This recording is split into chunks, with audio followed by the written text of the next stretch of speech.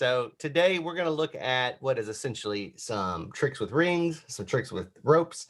We're going to watch some different kind of very commercial stuff. So it's a little departure from yesterday or the last one, right? Yes, but we'll start with a little bit of card magic to get there. And then we'll look at basically like what would be like showpieces he would do for paying audiences. I would imagine outside the castle. These other tricks that we're going to see that aren't the card tricks are ones that he would be doing for someone if they hired him for a private event, for sure, because they are just killers. They're all killers. Now, if we had whiskey here, I would propose a small Cervon drinking game, which would just be take a drink whenever Bruce says no. Ooh. I don't know if it happens today because it's not like There's that. A little bit today. But Bruce would occasionally have patter lines where he'd be like, and they'd ask a question, then someone would say something, go, no, and you go, ooh, hey, I'm sorry. You know what, Aaron? I think you might just have found the key to making our YouTube channel explode. Really drinking. You're really working out these drinking games. Really doing. All right, I like it. We could ruin your whole afternoon with just a handful of magic tricks. We've already established we do nothing but magic all the time anyway. Well, as long as we're at the end of the Western world, why not? Why not? Let's watch some magic. Magic time. Magic. Who could ask for anything? No. I haven't seen this. I haven't seen this trick. I started doing these magic tricks a long time ago when I was a little kid. But when I was in college, I had a very dear friend who also, he didn't know a lot of magic tricks, but he did a few. You know what I mean? And one of the tricks that he did always bothered me. It was the most interesting trick. What he would do is he would take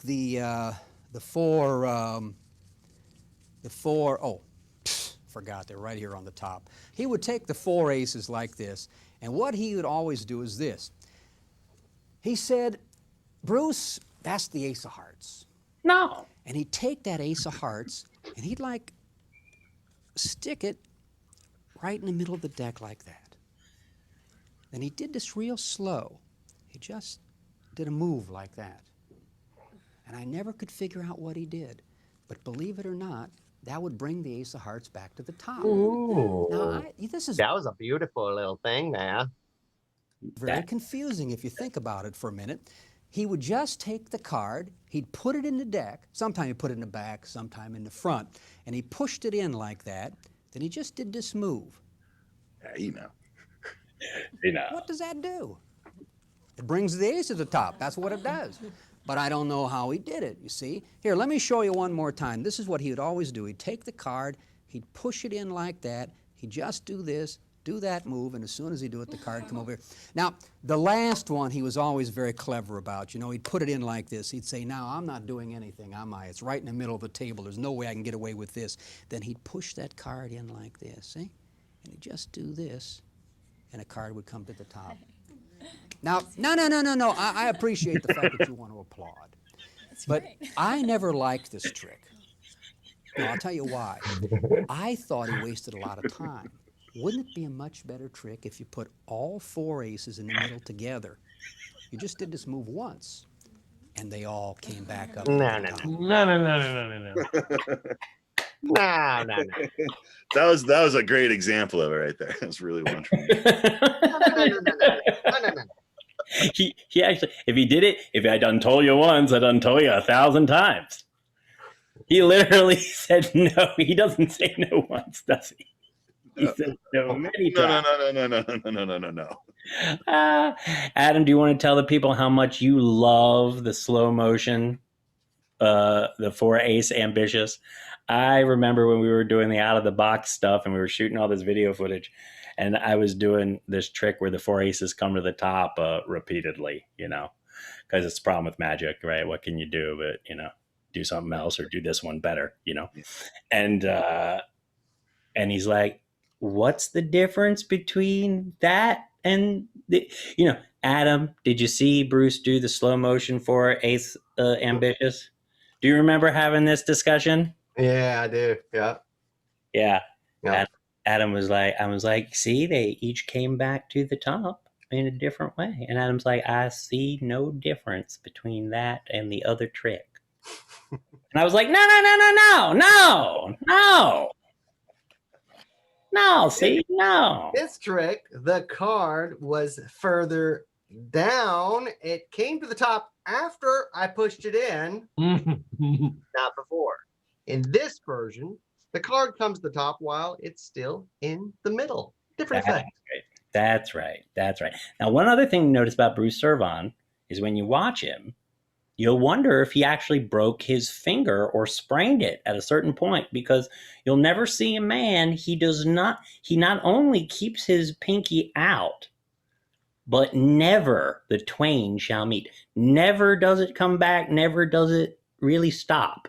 So you can watch that pinky at full extension the whole time. Classic. No.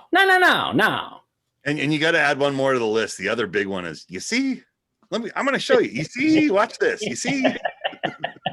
Another fun thing about Bruce, and these are all we're Bruce fans, you know what I mean? In fact, I used to sit in the parlor when he was working, and like I was on the East Coast, like Jersey, like Steve Barcelona or something, I'd sit in the back row and I'd go, Bruce. Yeah, right. Bruce. I was the only one because I was in California. Bruce. And nobody got it. Yeah. Nobody. But I laughed.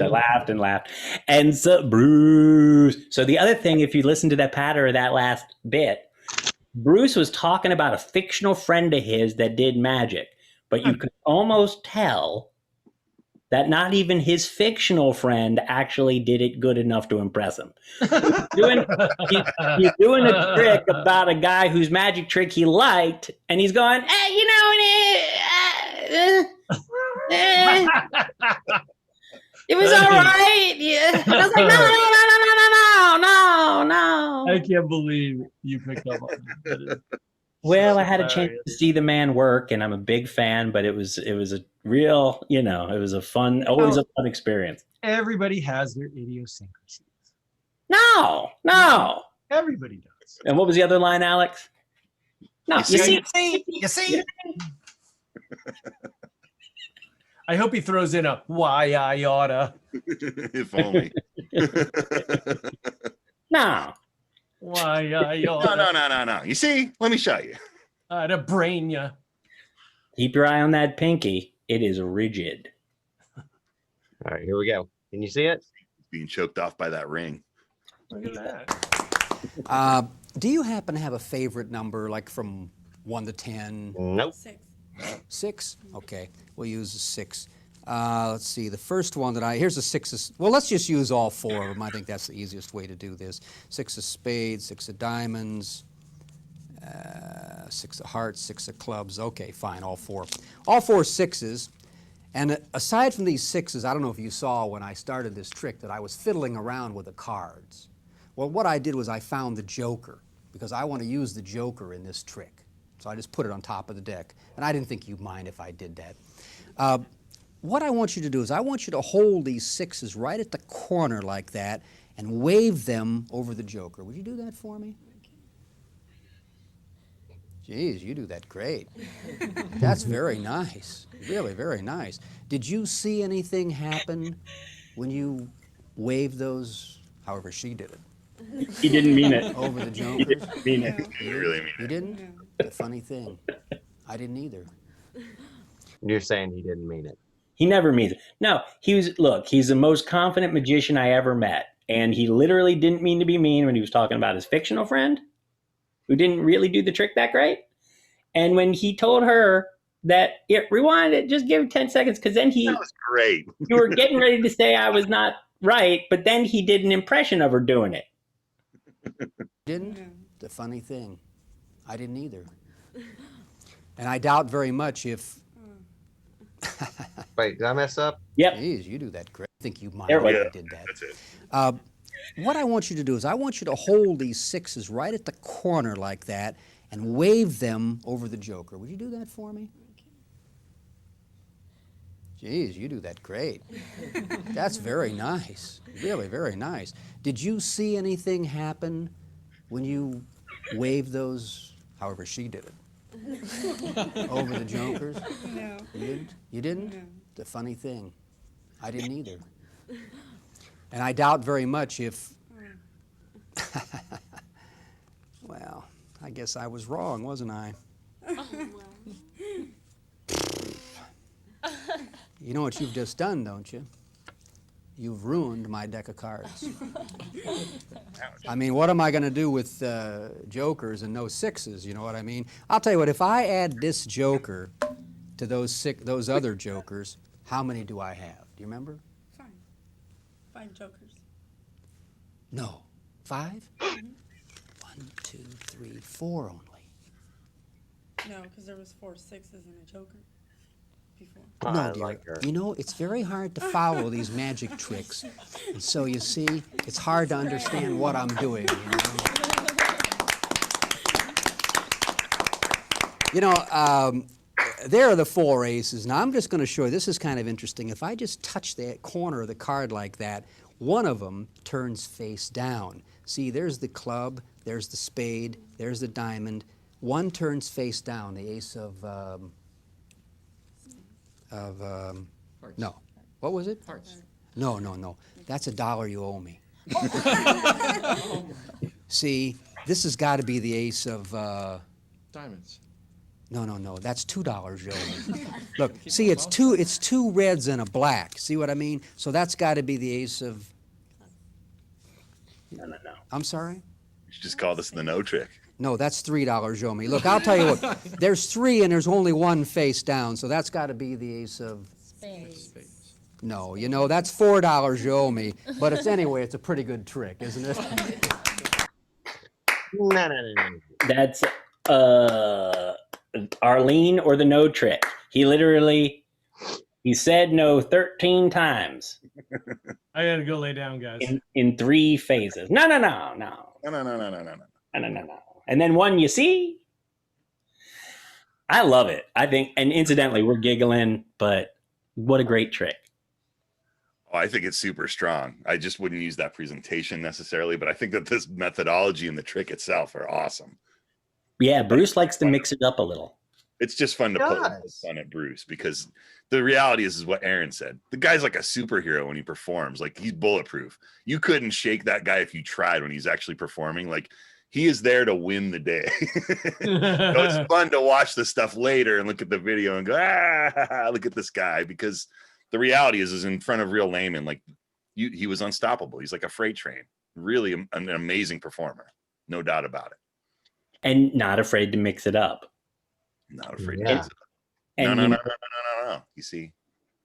And a little out of place in California with that. You know, I never thought about that before. You're right. You know what I mean? Like, his style was a pretty, like, Jersey barrier style. You know what I mean? You picture working on the 95 in some Italian wedding hall. When did the Cervon become part of Bruce? It was sometimes after Darkness on the Edge of Town. Darkness on the Edge of the Bar. It's like, because we're watching old footage where he's wearing a coat and tie, and the ascot didn't come in till later, right? That's a big choice, man. When you go from necktie to ascot. But it's not really an ascot. Big. It's just a handkerchief, right? So he was wearing the handkerchief like an ascot. Like a desert deal, like a lover boy kind of. Kind of When like I a choker, you know what I mean? Because the thing is, it was kind of like Mina Harker in Dracula. Like, it would emphasize his beautiful neck. Well. Am I wrong, Alex? It felt like when it was time to party, he would have that on. Like, it didn't seem like it was all the time. It's a certain. When he was there to, like, ability. lay down the beat. That's when the ascot was on, right? And it wasn't an ascot. Yeah. It's a hanky, and you see his neck above it and his neck below, and you definitely felt like if he removed it, you might see 2 attractive puncture wounds.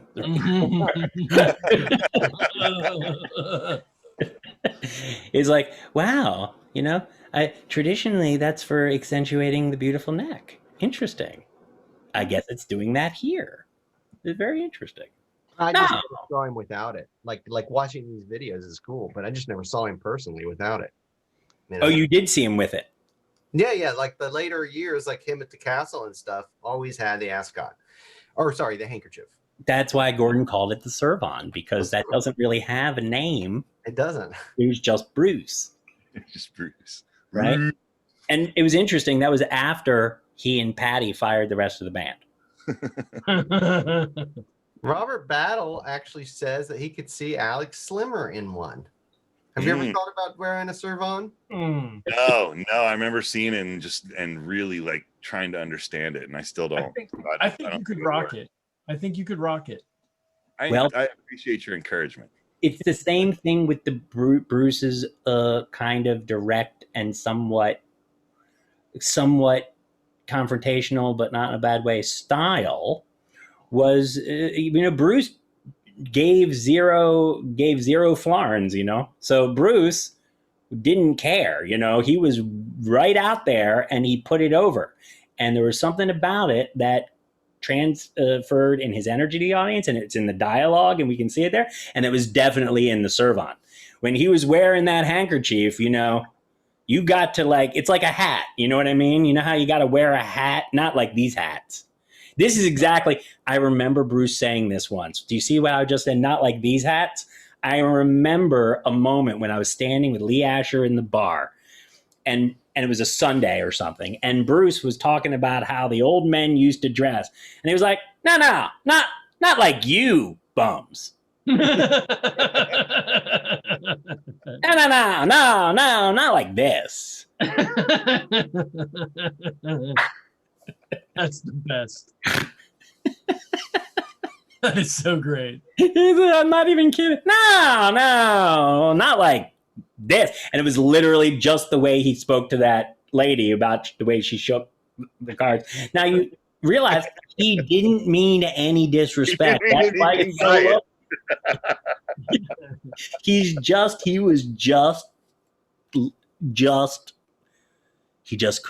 couldn't hide his feelings. He was an honest man. I loved him. He's very lovable. All right, let's watch the non-card magic. All right, let's watch something now that's truly considered a classic commercial style. Something that Cervon did. I don't know, this better than anyone. This is a trick that kills. And Dominique says, I don't like how he treats his audience. I'll just give you one quote, Dominic. Here's what John Carney used to say. He used to say, he used to do an impression of people leaving the Bruce Cervon show. Here's the impression of a person after the Bruce Cervon show. Man, that prick was good.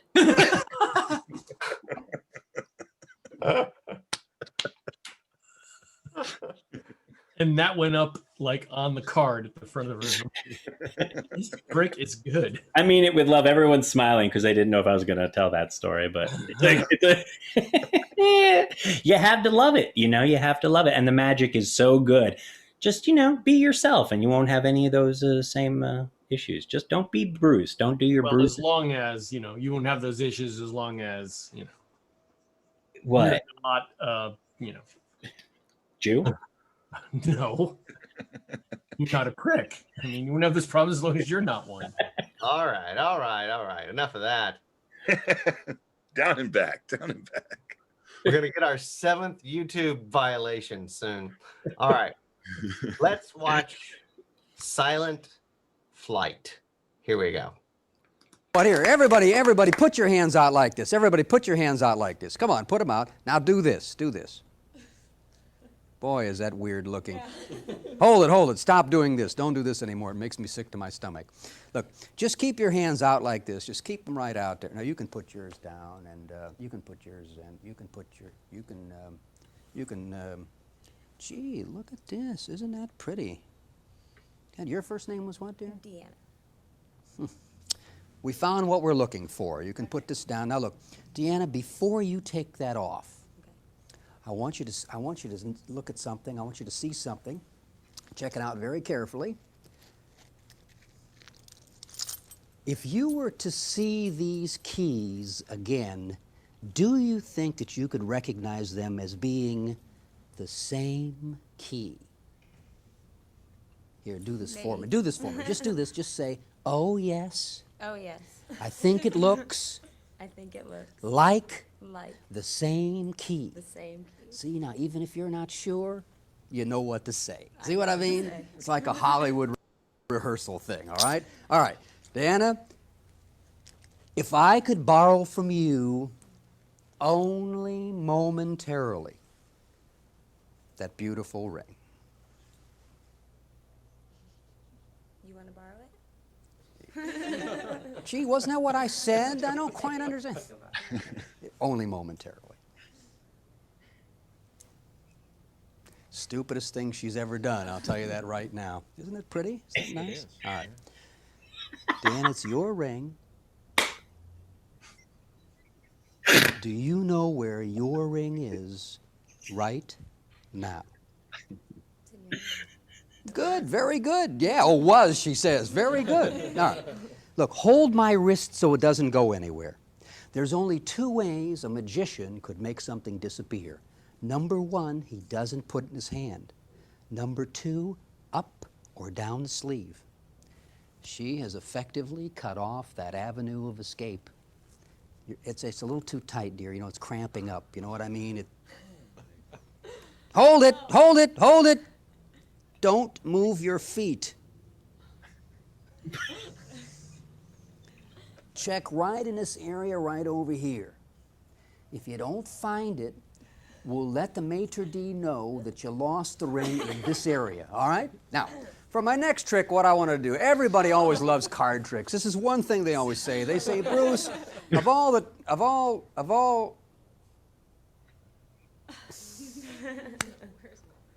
all right, all right, all right, I understand.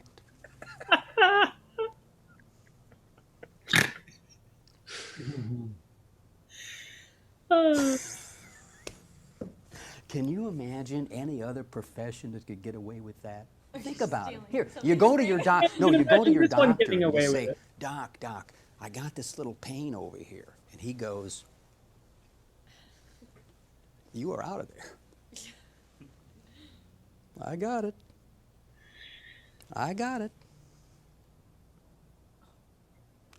Oh, yes. Oh, yes. I think it looks. I think it See, looks. the ring went right along with the mine. See, she doesn't even, she has, we all have a clue now where that ring is. At least we hope we have a clue where that ring is. Here, right over here, let's check this out. This is where the applause happens. Oh my God.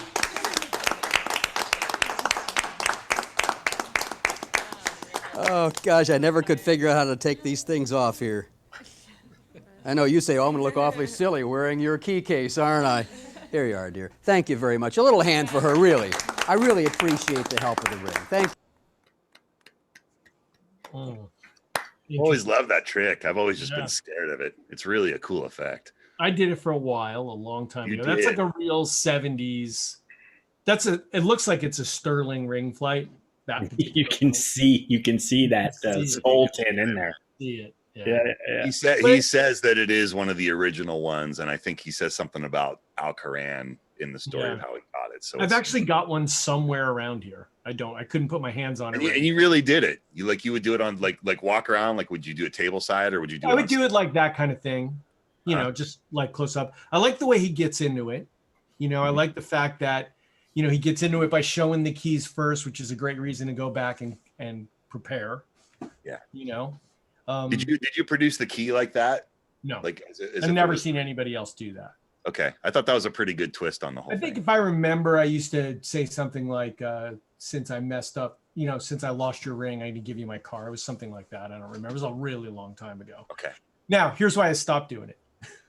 Okay. Oh, okay. Yeah. Here's why I stopped doing it. So, bartering, do my little shtick, and we don't want to expose, right? Right.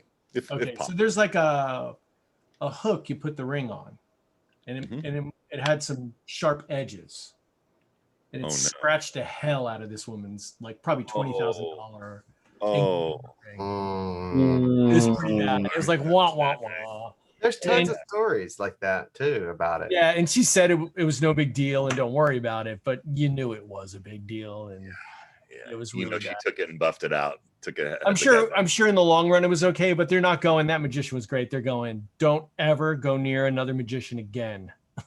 Yeah. But unfortunately, You know, There's a classic story of that trick too, of a guy doing that trick and he didn't fully put it on, and it went zoom, and the ring went flying over into the ocean behind him off a pier.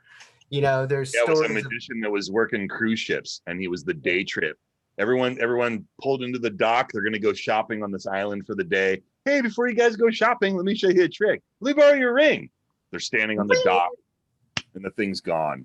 And the guy was able to hire a scuba diver, right? That went and found it because the thing shot off the device. The trick didn't work out, and he hired a scuba diver. The guy found the ring. He got lucky and he found the ring, but it was like his whole fee for doing the cruise ship went to the scuba diver that had to find the ring for the trick that he failed on the day off. I mean, it's like, why even give yourself an opportunity for that to happen? Oh and my that was God. when that was when the fees were better on cruise ships, I bet. Yeah. Probably. Yeah. They should have just waited till they were in a port and, hired one of the local expedition experts. yeah, the ring is a tricky thing, man. Borrowing the ring is a tricky thing. Yeah, the other scary one was Paul Harris told me a story about a magician friend of his that he did. The guy did ring flight, right? He gives the ring back to the lady, and the lady goes, "Oh, I'm missing a stone." And the guy goes, "Oh no!" And he starts looking. She goes, "No, I'm just messing with you." Yeah. Like, Well, ah. I've heard stories where people actually act like it's not their ring. Mhm. Oh, really? Like they get it back, they get the ring back. They're like, "Yeah, this isn't the one I gave you. Mine this has is not 6 my ring." diamonds." They're not married, and they're They're just getting one over on the magician. they're messing with you. John Gasman You fooled me, now I fooled you. They love that. John Gasman put a question for Steve in there, and before I read it out loud, I just want to see if that's actually true, because I died young and very angry. Gosh, it weighs on me. Steve said that was John saying that was his aunt that I scratched her ring. I mean, And he said, "Steve, that was my aunt. She died very young and very I hope angry. it's not true. You ruined her whole existence, I man." ruined her whole existence with my stupid ring trick. He was trying to bring joy, love, and wonder to her life, and That's all now I got. All I had at the time was the damn ring trick. It's all I had. I think it was Robert that asked if the lost object still works. And of course it still works. The problem is, for a time, the object is lost. And you can't get around the fact that it's kind of not, until you open up the package and it's in there, everybody is under equal suspense. That's and why Steve I like closes with that $100 effect. bill. Basically, yeah, you destroy their money. Yeah. And they're on stage with you. See, because here's the deal, right? If it went wrong, which it's not going to, I could replace $100 bill. Like, there's no emotional attachment to a $100 bill. Yeah, here's 520s. All right, sorry, I don't have 100.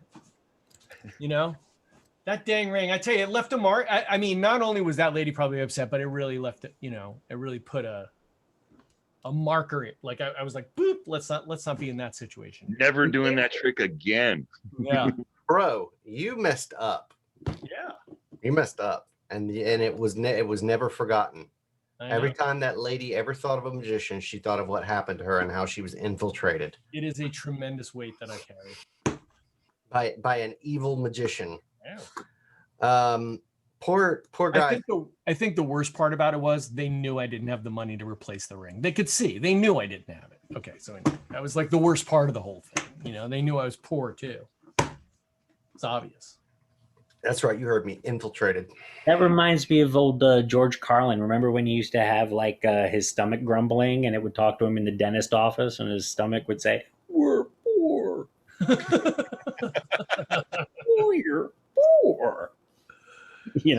There's nothing like when you're a broke young magician and you're like trying to decide what kind of like Sharpie cover will make it look like you're in the 1%. Right. I used to go to a magic friend in Las Vegas, and he wanted to be like a big time guy, and he always had various ersatz objects and accoutrements to make it look like, he fit in, you know what I mean? It's like, sometimes a Sharpie's just a Sharpie. I wonder if like Jeff Bezos like won't use the Sharpie that's lying around unless he gets it gold encrusted, and something tells me no. He's like, don't ever bring me a Sharpie without a Sherpa. Yeah. Bro, I know so many people like that in Magic. Aaron, I know you do too, because we know all the same I got people. 3 or 4 of them. It's like, their actual public persona is so different than their private persona. All So- an illusion. I remember I learned the hard way because, there was a couple of years I was in Los Angeles and I just turned into a professional magician. I had no visible means of support except my magic shows. They were filling up maybe half the year. You know what I mean? And I just remember getting a great gig. It was like one of the first times someone paid me, over $1,000 to go do card tricks. And I had to drive down the coastal highway to where the event was going to be down near Laguna Beach or something.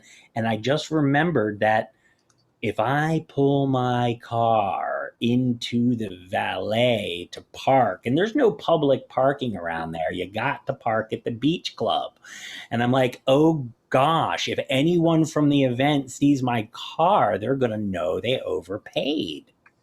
Because you guys want to know what the difference is between a $300 magic show and a $1,000 magic show is $700. You know what I'm saying? Well, I mean, at the end of the day, once you've learned how to do it, you know how to do it. And you dress up real nice and you go do it. But the point is, then you start to overcompensate. You say, oh, goodness gracious, I need a holder for my Sharpie that says wealth. And I just don't know if Sheldon Adelstein would have seen through it. I remember doing some shows for some real big, rich people. These folks were the heads of all the Warner Brothers Viacom. So it was all the heads of the Viacom companies and their boss. So as the president of HBO, president of Time Warner Television, president of Warner Brothers Motion Pictures, they're all there. And I got to tell you, there's not a single one of them that would have fallen for my Sharpie cover. Not even a little bit. Mm-mm. You know what I'm saying? Yeah. It's just not, it's not like they're looking. It's not like they assume you're not working there. It's not like that's what they want from you. They don't want a sushi server who can outdress them. Yeah. But I've been in similar type situations, not quite like that, but with people with extraordinary amounts of wealth, and they, they're not fooled. They're not fooled. But I've had guys like that, make negative comments about my clothing. Well, this is the jacket. Like I'm wearing something I think I look good in. He's like, nice jacket. Wherever the rack is, you should go hang it back on it. Well, that's awful. Yeah, I've had. To be honest, none of these people did anything like that. I'm just saying that people say things like that down here. That's What not. did you say? They didn't pay to fool them that way, is my own. Yeah, fighting words. Yeah. Yeah, no one ever did anything like that. I'm just saying they want to see the card trick. Yeah. If you're lucky, they want to see the card trick, right? That's really the whole point. And I guess the moral of the story is, and this is something that a professional told me, I will not quote him, but anytime someone's got in the budget to pay you a few grand to come do cocktail party magic, I love that. you've got to be sure that they paid more for the sushi. It is no bad reflection on you, but you just got to understand where you fit in the order of things in order to do a lovely job. You're not supposed to be more expensive than the sushi. It's just that kind of budget. I hope this wasn't off topic because, Bruce Cervon is the kind of guy that did a lot of shows in that kind of crowd. He always got more than the sushi. And the moral of the story was this: 2 points you can take from this. 1, leave early. 2, so you get there before the people that will see your car. 2, clean the car. Yeah, I mean you can rent a BMW for about 78.50 a day if you really need to, Or hire a driver in this I'd day. have to. Come on. Have someone drop you off. I'm with you, Ron Porter. They were lovely people. I just didn't feel like the moral of the story was not to try and fool them. The moral of the story is park down the street and walk in, and bring a Cervon to mop your brow. And also, let me say this. No one story means it's everybody. I've dealt with plenty of people that have been fantastic. It's just the story. It's something that happened. It's things that happen. Let's watch some rope magic. I showed him. Next time, Steve, just go, new money. Ooh, Uber. Very nice. All right, let's do it. Ooh, get a rope. Let me show you something else. Uh-oh. You've all seen the trick where the magician is off in the side of the stage, you know? He's way over here. He runs into the middle of the stage. He pulls out a piece of rope, and he deftly removes both ends of the rope, leaving him with only the middle. No, I'm sorry about that. Actually, he doesn't. He finds the middle of the rope, the exact middle, and then cuts it into two exactly equal. Let me start again. The magician, off to the side of the stage, finds the exact center of the rope. See? It's very important to find the exact center, and when he finds that middle, he cuts the rope into two pieces. He simply does this, and believe it or not, it's all back in one piece. No, no, no, no, no, no, no, no, no. There it was. No, no, no, no, no, no, no, no, no. It's really something, right? I hadn't noticed it till today. Wow. And now you can never unsee it. That's And right. incidentally, if you remember when he complimented that lady's ring in the last trick, Uh-huh. he didn't really like her ring. You could totally tell. I don't want Her any polite stones with applause. paste. I mean, you're sitting there thinking to yourself, why did he cut it in the first place? I know you were thinking that. So this is not the reason I brought this trick out. Actually, the reason I brought it out is I thought, wouldn't it be wonderful if I could have one of my audience become the magician for the day? See what I mean? Kind of fun. So let's see if we can't use. You've ever done any magic tricks, sir? Dabbled a little bit. You did? Too much. Think you could handle this one? If I taught you. If you taught me. Would you mind coming right up here and standing right here and helping? Sure. Would you do that? Let's have a little hand. Really, he deserves this. He does. Stand right over here. You look terrific. You look very, very good, actually. And your first name was? Paul. He meant it. Paul. Paul, now look, I'm going to give you the scissors, Paul. I want you to hold them in your right hand. I'm going to show you how to do it, and I'm going to go very slowly so you won't have any problem seeing how it's done, all right? Okay. At the end of the trick, you do the trick, you get all the applause. Okay. Very simple. You didn't All mean right, it? now, Paul, what you do in order to start this trick is you take the two ends of the rope and you place them together right here at the top so they're even.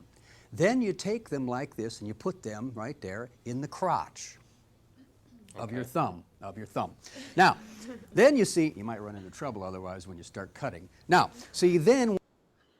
That joke is just totally not even a good joke, but whatever.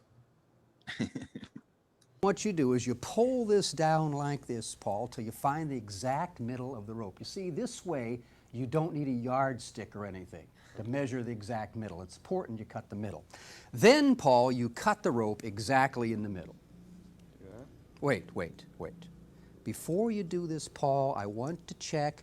Just make sure that this is the middle because I don't want you to accuse me of messing up your trick. Okay. Okay? Paul, wouldn't you say that's about as close to the middle of the rope as we're going to get? All right? Paul? Now, Paul is going to cut the rope just Wait a minute! Oh, great. What do I do now? See, there's a move that you see it. See? See? Very funny. And not only that, you're off. My ends are perfect. Nah. Go ahead, fix it. Good. All right. Two exactly equal. Paul, wait. You cut the wrong rope. See, Paul, you're supposed to cut, the long one, not the short one, all right? Here, pull this down so it's good and tight, and we'll cut that so it's right, all right? I want to get this so it's right. Oh, perfect, great, good, yeah. It's got to be the same, okay? Good, there we go. Paul now has cut the rope, so we have two. Paul, give me these. Give me the scissors. Look. Does that give you a hint? Sure. So you can't go wrong. Okay. Both at the same time, all right? Pull it down. All right.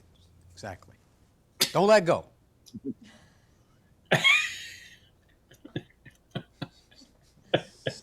This is a very dangerous man. Let me tell you that right now, friends. Listen, I know that I promised that Paul was going to do this, and he will, but you see, all back in one piece. Let's hear it for Paul. Was that fantastic? Was that good? It's not exactly what you had in mind, is it? Well, all right. Paul, I want you to be the magician here. Would you hold that end over there for me? And hold this end over here for me. I want you to, you know the magic words? What are they? Very good.